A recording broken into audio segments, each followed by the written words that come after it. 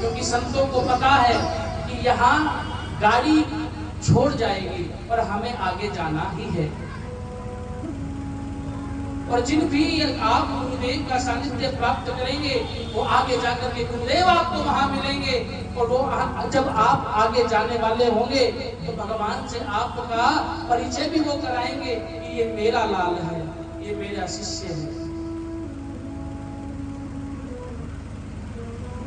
हर एक धर्म, हर एक कर्म, अधर्म है या धर्म है, वो सब लिखा जा रहा है।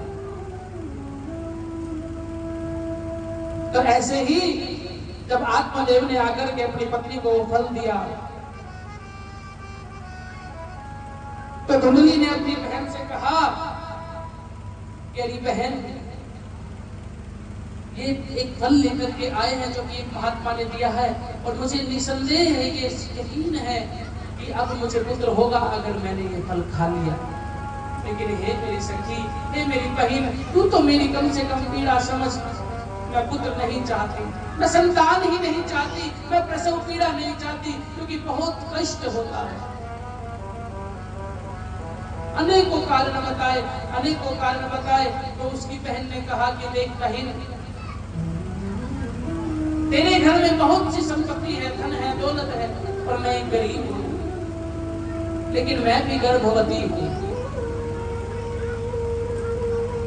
मैं भी गर्भवती हूं। और हम एक युक्ति करते हैं कि तू मेरे पति को धन दे देना और हम तुझे अपना बच्चा दे देंगे।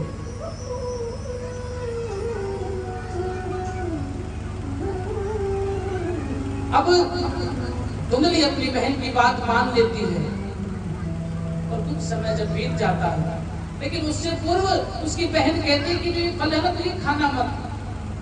यहाँ हम संत का चमत्कार देखेंगे कि सत्य होता भी है कि नहीं। तो ये फल एक गाय को दे दे। किसको दे दे? एक गाय को दे दे।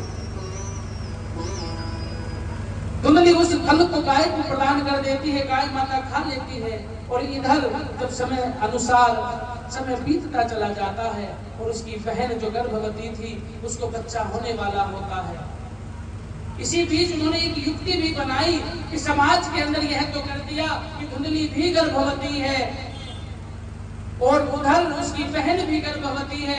उसकी बहन ने युक्ति बना ली कि मैं अपने गांव में अपने परिचयों को, अपने परिचितों को, अपने परिवार में कह दूंगी कि मेरा पुत्र, मेरी संतान गर्भ में ही समाप्त हो गई और इसका जन्म होते ही मैं अपने बच्चे को तुम्हारे यहाँ भेज दूंगी। और जैसा उन्होंने युक्ति बनाई थी बिल्कुल वैसा ही किया। इधर जब वो बच्चा आ गया रात्रि के प्रहर में, तो धुंधली ने यह खबर आत्मदेव तक पहुंचवाई कि सहकुशल प्रसव हो चुका है और धुंधली ने एक बच्चे को जन्म दिया है। जात कर्म संस्कार ब्राह्मण देवता ने किए और उस बच्चे का नाम रखा गया धुंधकारी। क्या नाम रखा गया? धुंधकारी। क्योंकि धुंधली ने कहा कि मेरे पुत्र का नाम मेरे ही नाम के अनुसार होना चाहिए, तो वो धुंधली और वो धुंधकारी।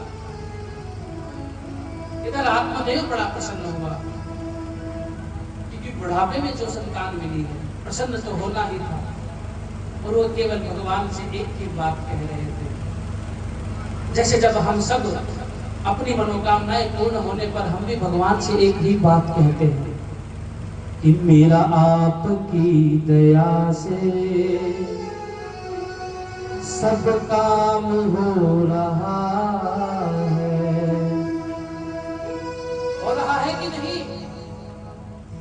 अगर हम लौकिक सुख की प्राप्ति देखें तो बच्चा जब जीवन भर मेहनत करेगा तो खुशी प्रसन्नता तो बहुत होती है कि मेरे बेटे ने खूब पैसा कमाया, और उसकी बड़ी बड़ी कथाएं कही जाएंगी दूसरों के सामने।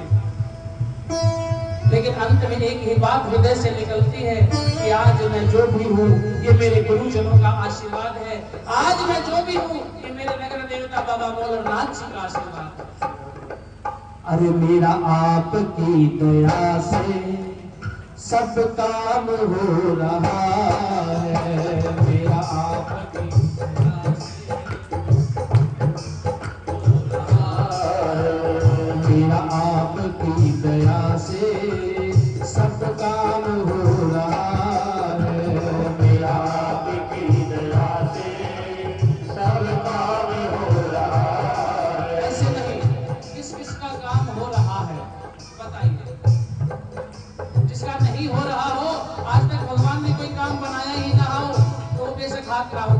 अगर किया है भगवान ने काम तो इन्हें गाने की आवश्यकता ना हो, मेरे साथ आप स्वयं गाएं।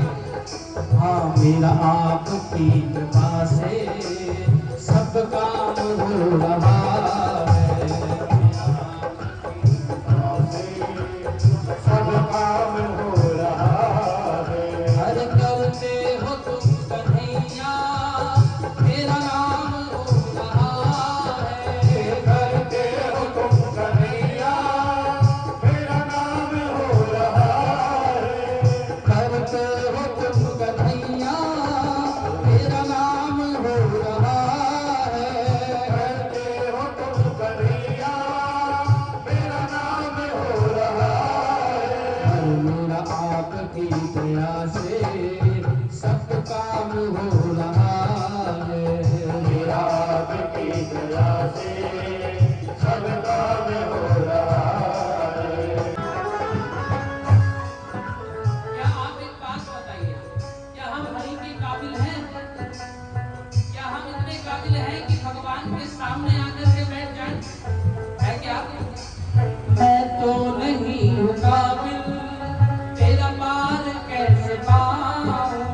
मैं तो नहीं हूँ काबिल तेरा प्यार कैसे पाऊं। मैं तो नहीं हूँ काबिल, तेरा पार कैसे पाऊं? मैं तो नहीं हूँ काबिल तेरा प्यार कैसे पाऊं। टूटी हुई वाणी से गुणगान कैसे गाऊं?